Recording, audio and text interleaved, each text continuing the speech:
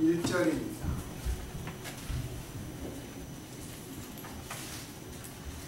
신약성경 7페이지 마태복음 6장 1절.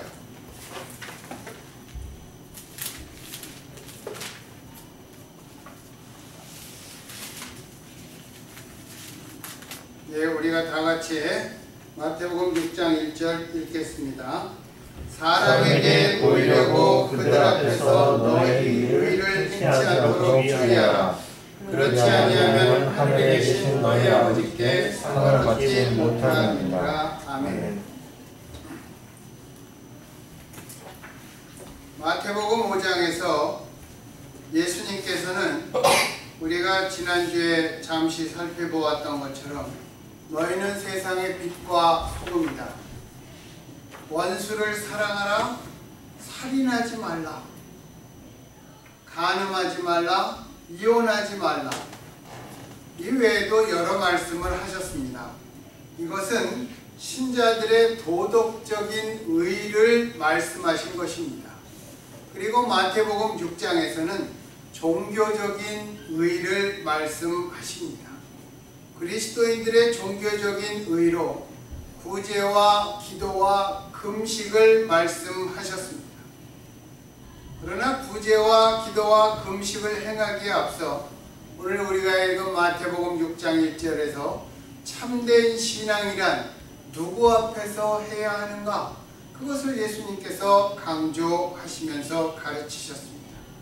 참된 신앙이란 사람 앞에서보다는 하나님 앞에서 하라는 것입니다. 우리는 모두 예수님을 잘 믿고 싶어 합니다. 예수를 잘 믿는다. 그것은 어떤 것입니까? 하나님께 인정을 받는 것입니다. 사람들에게 인정받고 높임을 받는 것은 다가 아닙니다. 우리가 이것을 잘 압니다. 하나님 앞에 인정을 받아야 한다. 그럼에도 우리에게는 겉으로 꾸미는 외식이 분명히 있습니다.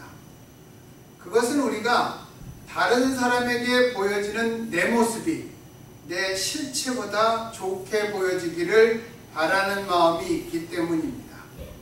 이건 뭐 나쁘게 얘기하려는 것이 아니라 여자분들이 남자보다 조금 더 하지만 화장을 하잖아요.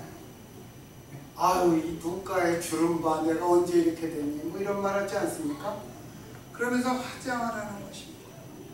뭐 화장하는 것이야 뭐 나쁘다고 할 수는 없지만 실제로 내 모습보다 좋게 보이기를 원하는 그런 마음입니다.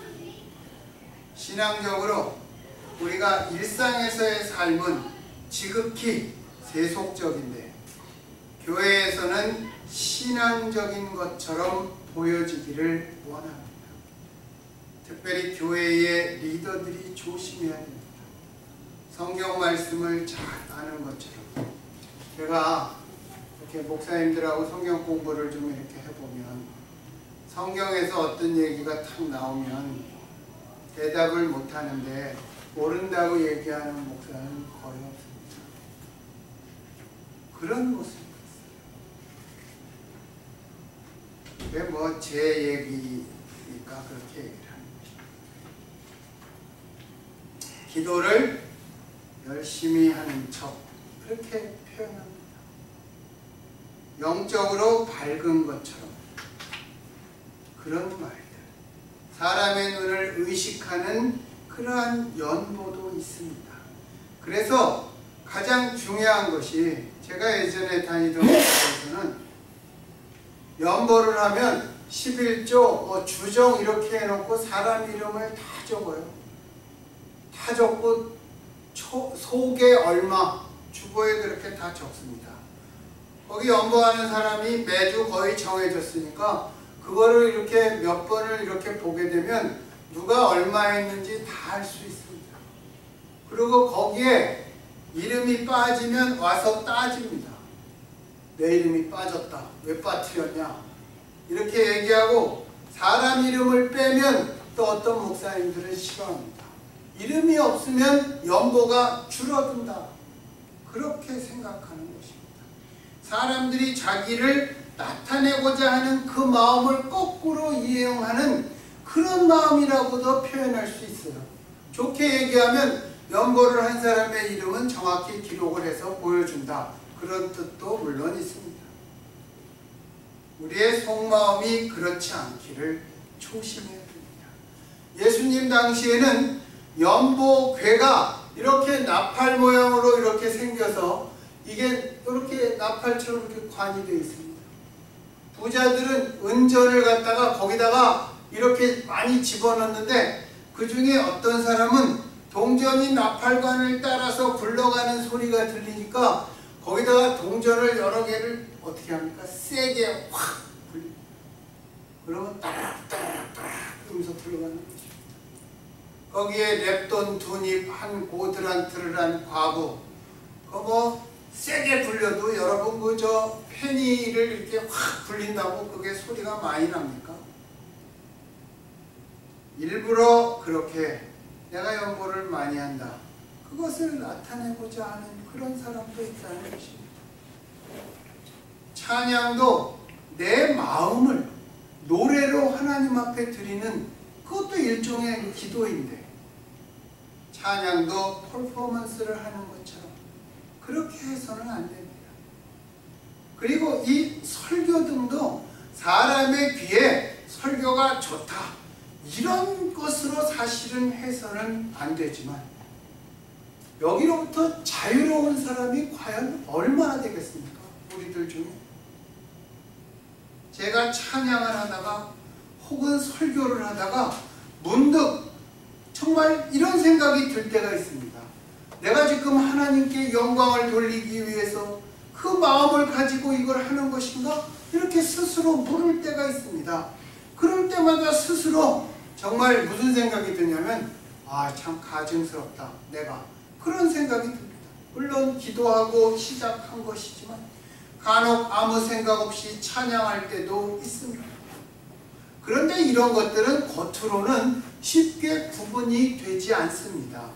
그래서 우리는 사람들의 칭찬에 기분이 들떠서 하나님의 칭찬처럼 착각할 때도 있다는 것입니다.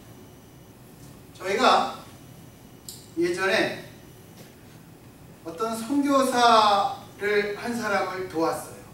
그 조자택을 졸업하고 지금 어디에 선교사로 가 있는데, 근데 거기에 총무 보는 친구가 우리가 이제 이렇게 그 선교비를 모아서 주면 항상 그렇게 표시합니다. 내가 이렇게 마음이 기쁜데 하나님도 얼마나 기쁘시겠어요? 계속 그렇게 쓰길래 제가 하루를 불렀습니다. 너 그렇게 쓰지 마. 하나님이 기쁘시니까 네가 기쁜 거야. 네가 기뻐서 하나님이 기쁜 게 아니다. 그렇게 얘기했습니다. 그렇지만 제가 말은 그렇게 했죠. 겉으로. 내 속을 들여다보면 거기에도 100% 순수하다? 그렇게 얘기하기는 어렵습니다. 내가 아는 사람이니까, 나하고 친했던 사람이니까, 우리 중에 한 사람이었으니까 그런 마음으로 선교를 하는 그런 것도 부정할 수만은 없을 것입니다. 우리도 교회 웹사이트를 만들어서 설교 동영상이나 이렇게 몇 가지를 올려놓지만, 그것도 우리가 설교가 좋다, 우리 교회가 좋은 교회다, 이것을 사람들을 부르기 위해서 자랑하려고 하는 것은, 그것은 근본적인 이유가 아닙니다. 라디오 방송을 들어보면 뭐 우리 교회는 천국 같은 교회 이렇게 광고하는 사람들이 있습니다. 그 천국을 못 가봐서 그렇게 얘기를 하는 것 같아요. 왜냐하면 우리의 동기와 목적은 순수해야 하는데 때묻는 경우가 많기 때문입니다. 우리 자신의 내면을 들여다보면 우리는 어떤 사람입니까? 하나님의 칭찬을 받을 사람입니까? 아니면 도리어 하나님의 긍휼과 하나님의 자비와 용서를 받을 사람입니까? 우리가 그 생각을 하고 항상 우리의 의는 하나님의 영광, 하나님 때문에 이루어지는 것이라는 생각을 해요. 잘못하면 나의 의가 되기 때문입니다. 우리는 오직 예수 그리스도만을 통해서 하나님께 나아가는데, 내가 나의 기도로 나가는 것이 아닙니다. 나의 찬송으로 나가는 것이 아닙니다. 하나님 앞에 내 힘으로 나아가는 것이 아닙니다. 바리새인들이 실패한 첫 번째 이유가 내가 율법을 지킴으로 내 힘으로 하나님 앞에 나아가겠다, 그런 것이었습니다. 여러분, 위선이라는 영어 단어 아시죠? 예수님이 오셔서 외식하는 자들아, 이렇게 얘기했습니다. 그 영어로는 hypocrite, 그렇게 얘기합니다. 히포크릿이라는 것은 속으로는 아닌데 겉으로는 그럴듯하게 포장한다, 그런 말입니다. 사람 앞에서 자기의 의의를 보이려고 하는 그러한 태도입니다. 이 히포크릿이라는 뜻이 후에는 웅변가, 오라토, 그 웅변가로 변했습니다. 그 다음에 웅변가의 뜻이 배우로 바뀌었습니다. 에터. 웅변가는 무엇입니까? 막 이렇게 합시다, 이게 옳지 않습니까? 그 사람들은 막 구호를 외치죠. 그렇지만 그 사람들의 삶의 신조는 그것과 다릅니다. 예전에 데모할 때 우리가 막 얘기합니다. 독재 정권 물러가라, 그러면서 막 이야기를 하지만, 한번 저희가 모여서 얘기를 했어요. 지금 우리나라에 대학생 인구가 몇 퍼센트가 되느냐, 그랬더니 3%도 안 되는 거예요, 그 당시에. 그러면 우리가 과연 3%도 안 되는 인간들이 전체 국민을 대변한다고 할 수 있는가? 아무도 대답을 못했습니다. 아무도 대답을 못했습니다. 우리가 사람들 앞에 구호만 외쳤지 우리의 삶의 신조는 그것이 아니었다는 것입니다. 그리고 우리가 배우들 얘기하면 뭐라 그럽니까? 아, 정말 연기 진짜 잘해, 그렇게 얘기하죠. 그렇지만 배우는 자신의 삶을 보여주는 것이 아닙니다. 다른 사람, 다른 인물의 그 어떤 상황이나 그 사람들의 삶을 표현하는 것, 그것이 그들의 직업입니다. 그래서 웅변가나 배우는 뭡니까? 일종의 가면을 쓰고 있는 것입니다. 가면. 구약 성경 이사야 1장 13절에 보면 하나님께서 나는 이처럼 외식하는 자들을 견딜 수가 없다, 그렇게 말씀하고 계십니다.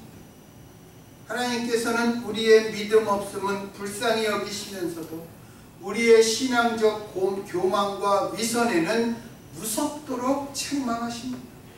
우리가 살인을 해도, 우리가 간음을 해도, 우리가 도둑질을 해도, 거짓말을 해도 회개하면 하나님께서는 깨끗하게 용서해 주시지만, 우리의 신앙적 위선과 사람들의 입술의 상급을 바랄 때 우리에게는 하나님께로부터 오는 칭찬이나 상급이 없다는 것입니다.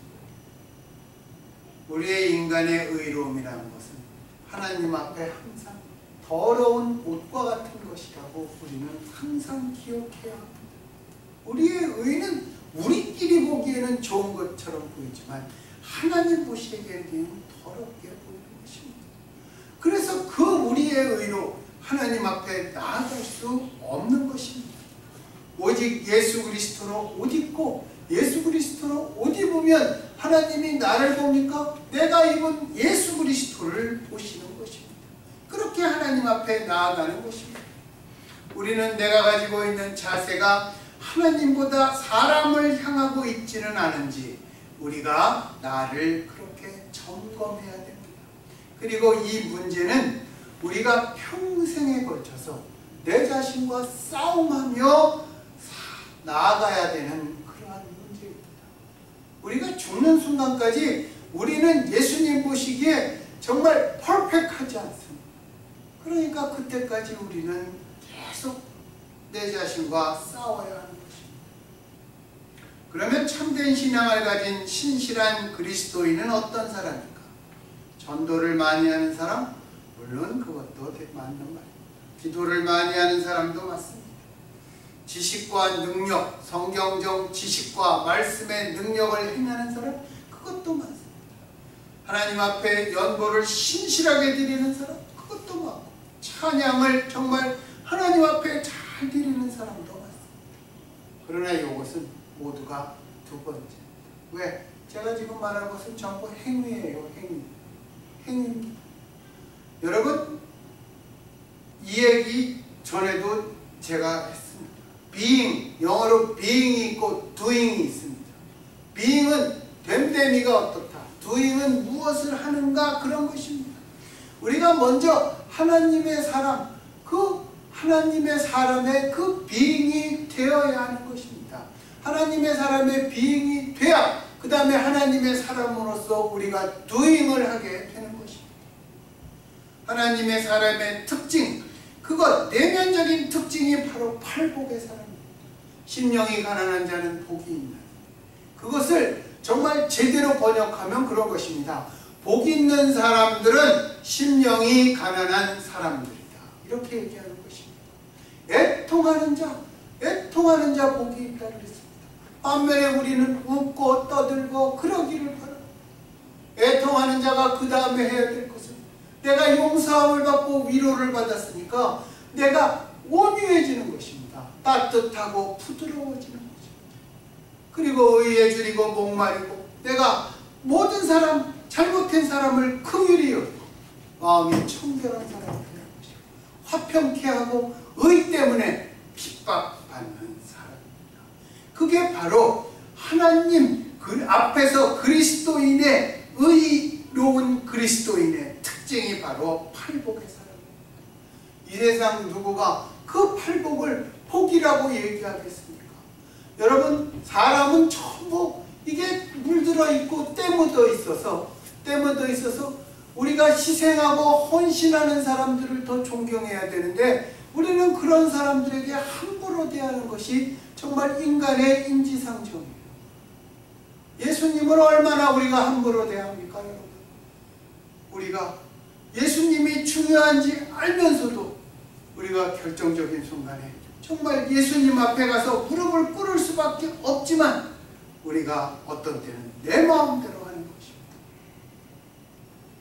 특별히 오늘 본문에서 예수님은 사람 앞에서가 아니라 하나님 앞에서 의를 행하는 사람을 얘기합니다. 하나님 앞에서 의를 행하는 사람, 마음이 청결한 사람입니다. 마음이 청결한 사람이 어떤 사람입니까? 겉과 속이 같은 사람입니다. 겉과 속이 같을 때 위선이라는 말이 없어지는 것입니다. 우리는 정직하고 깨끗하게 되는 것입니다. 겉과 속이 같을 때 하나님께서 우리에게 상을 주신다고 말씀합니다. 오늘 본문에 상을 받는다, 하나님께로부터 상급이 내린다라는 말은 영수증을 받는다 그런 뜻입니다. 사람에게 보이기 위해서 할 때는 이 영수증을 못 받는 것입니다. 왜? 영수증은 하나님이 주시는 것이기 때문입니다. 우리가 그것을 하나님께도 받고 사람에게도 받는다, 그렇게 얘기할 때 하나님께로부터 오는 영수증이 없어진다는 것입니다. 우리가 예수님을 나의 구세주와 주인으로 영접할 때 하나님 앞에 우리의 모든 죄가 깨끗하게 예수님의 보혈로 씻기고 우리가 용서를 받았습니다. 그러한 우리들을 향해서 하나님께서 너희는 의롭다 그렇게 부르셨습니다. 우리가 지난주에 얘기했죠. 너희는 의롭다, 칭의. 우리의 이제 본질이 의로움입니다. 하나님 앞에서 우리가 내면적으로도 의로운 사람이 되어야 됩니다. 성경에 보면 믿음의 조상 욥은 어땠습니까? 하나님께서 욥을 왜 기뻐하시고 칭찬하셨습니까? 하나님이 사탄에게까지 자랑하신 것이 뭡니까? 너는 내 종 욥을 유의하여 보았느냐? 그처럼 정직하고 순전하고 하나님을 경외하고 악에서 떠난 자가 없느니라 그랬습니다. 여러분, 정직하고 순전한 것, 하나님을 사랑하고 두려워하는 그런 마음, 그것이 하나님이 기뻐하는 것입니다. 그게 바로 내면적 의입니다. 그것이 내면적 의라면 겉으로 드러나는 의는 마태복음 6장, 이제 우리가 1절을 읽었지만 2절에서 18절까지 있는 구제와 기도와 금식이 의로운 행위입니다. 2절에서 4절까지 나와 있는 구제는 신앙적 행위이지만 그것은 나와 이웃과의 관계입니다. 예수님께서 뭐라 그랬어요? 너의 구제가 겉으로 드러나지 않도록 조심하라.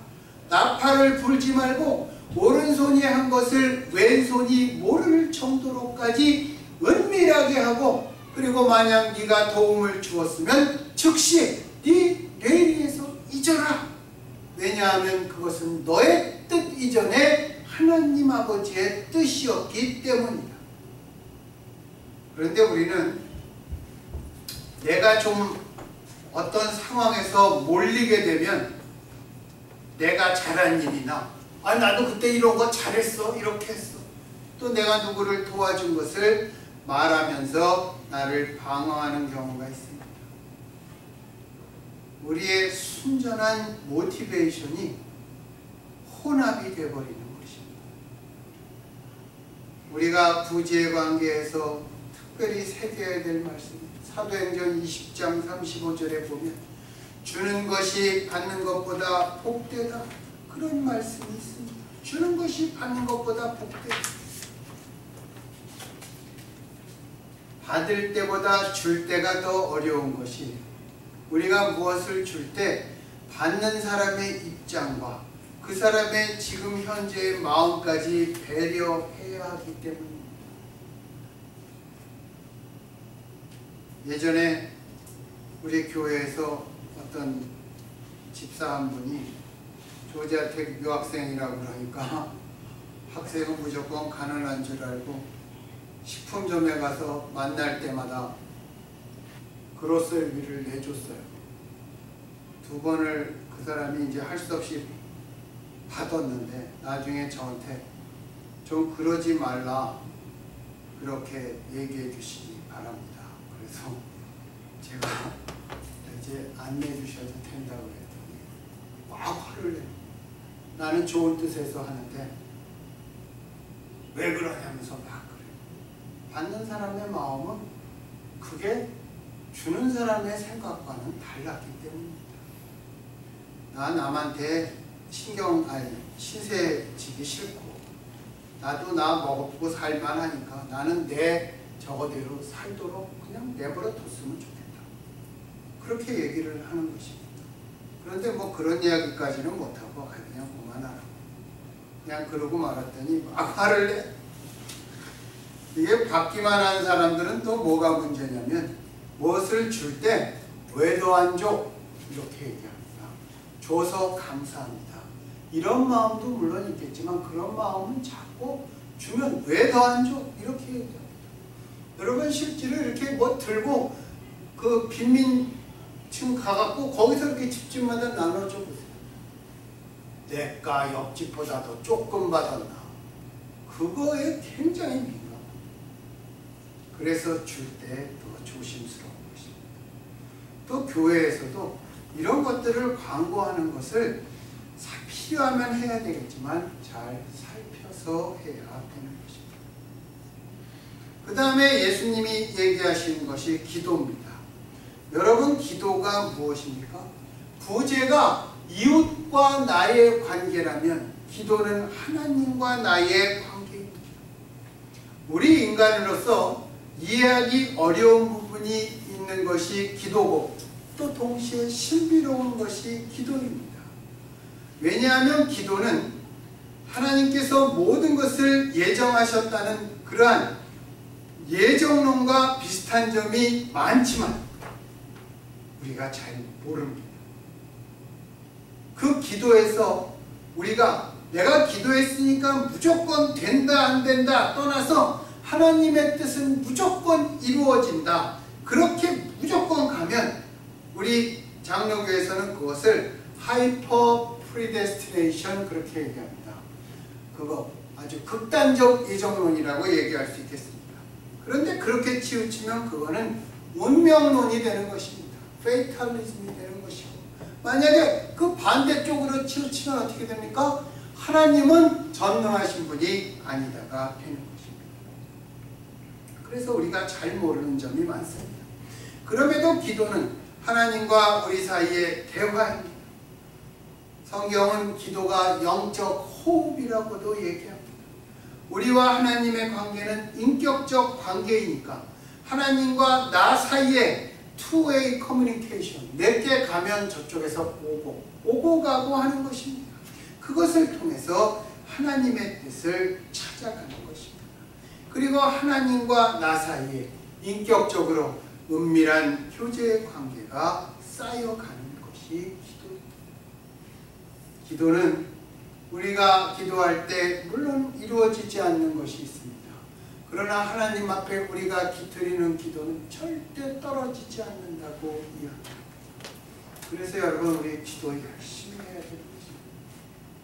그 다음에 예수님께서 말씀하신 것이 금식입니다. 금식은 나와 내 자신과의 관계입니다. 40일 금식한 사람들이 제일 먼저 하는 말이 뭐냐면, 하나님의 음성을 들었다거나 환상을 보았다거나 이런 것이 아니라 배가 고팠다. 배고픈 사람들의 심정을 내가 이해하게 되었다. 이렇게 가장 많이 말한다고 합니다. 예수님께서도 광야에서 40일 금식을 하신 후에 사탄이 와서 제일 먼저 준 시험이 무엇이었죠? 배고프지? 이 돌덩이로 빵을 만들어 봐라. 그런 유혹이었습니다. 저는 40일 금식 안 해봐서 모르겠어요. 안 해봐서. 그 한 사람 얘기 들으니까 이게 한 보름 정도 지나면 그 다음에 배가 고픈 건 뭐 이런 느낌도 별로 없다고 그러더라고요. 그런데 우리가 하루 금식을 하면 왜 그렇게 하루가 긴지 모르겠습니다. 그러니까 그런 날은 잠을 좀 많이 자고 싶어. 잠을 자면 시간이 빨리 지나가니까. 그런데 참 하루 금식을 하면 하루가 그렇게 깁니다. 사흘 금식을 하면 3일째가 그렇게 길고, 닷새 금식을 하면 닷새째가 그렇게 길고, 진짜 시간 안 갑니다. 정말 안 가요. 시계만 봐, 시계만. 이렇게 시계만. 주부들이 식사 준비하느라고 정말 하루가 바쁘게 금방 지나가죠. 그렇죠. 먹고 사는 문제가 이렇습니다. 내 자신과의 관계인 금식에서 우리는 금식의 동기가 무엇인지 생각해봐야 합니다. 금식은 그때그때 사정이 다르겠지만 일반적으로 나를 억제하고 나를 쳐서 복종시키는 훈련입니다. 그래서 나를 부인하게 되고 나를 훈련시키는 자기 훈련의 의미가 강하게 들어있습니다. 이사야서 58장에 보면 하나님께서 기뻐하는 금식이 나오는데, 간단하게 얘기하면 이런 겁니다. 흉악의 결박을 풀어주며 압제당하는 사람들을 자유케 하고 배고파 줄인 사람들에게 내가 먹을 것을 나눠주며 가난한 사람을 내 집에 들인 벗은 자를 입히는 것이라고 말씀합니다. 예수님께서는 더러운 귀신 등을 쫓아낼 때 금식과 기도 외에는 다른 방법이 없다고 하셨습니다. 그리고 성경에는 금식이 나오면 회개가 같이 나옵니다. 금식과 회개가 같이 가는 경우가 여러 번 있습니다. 여러분, 금식한 사람, 다윗, 자기가 밧세바와 동침한 다음에 태어난 아기가 죽을 것 같으니까 하나님 앞에 금식하며 매달렸잖아요. 엘리야도 금식했습니다. 에스더는 뭐라고 그랬습니까? 죽으면 죽으리라 그러면서 금식했습니다. 다니엘도 금식했습니다. 항상 과부가 되고 84년 동안 성전에 나와 있던 안나가 금식하며 기도했습니다. 바울도 금식하며 기도했습니다. 예수님이 공생애를 시작하시기 전에 40일 금식부터 시작하셨죠. 제가 어떤 목사님한테 들은 얘기인데, 어떤 목사님이 명함에 그렇게 썼답니다. 40일 금식 기도 2번 딱 이렇게 썼답니다. 제가 대단하다 제가 그랬습니다. 왜 50일이라고 안 쓰고 41일 2번이라고 썼을까? 어려운 얘기니까 그렇지만 그거는 그렇게 남의 얘기지만 나타내면 좀 곤란한 것입니다. 여러분, 오늘날 우리가 사는 가정과 사회와 교회에서 가장 필요한 사람은 누구입니까? 성경에 보면 청결한 마음을 가지고 하나님을 바라보는 사람입니다. 청결한 마음, 겉과 속이 같은 마음입니다. 그리고 예수님이라면 어떻게 하실 것인가? 우리가 그런 생각 많이 하잖아요. 예수님이라면 어떻게 하실 것인가?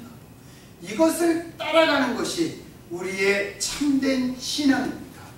이것을 따라가는 그 길에서 그리스도인들의 의가 나오고 그리스도인들의 의가 이루어지는 것입니다. 제가 얼마 전에 한국에 국회의원 선거가 있는데 그 주사파 출신들이 비례대표제로 국회의원이 됐지 않습니까? 그런데 그게 민주당과 이렇게 연계해서 공천을 나누어주니까 된 것이지.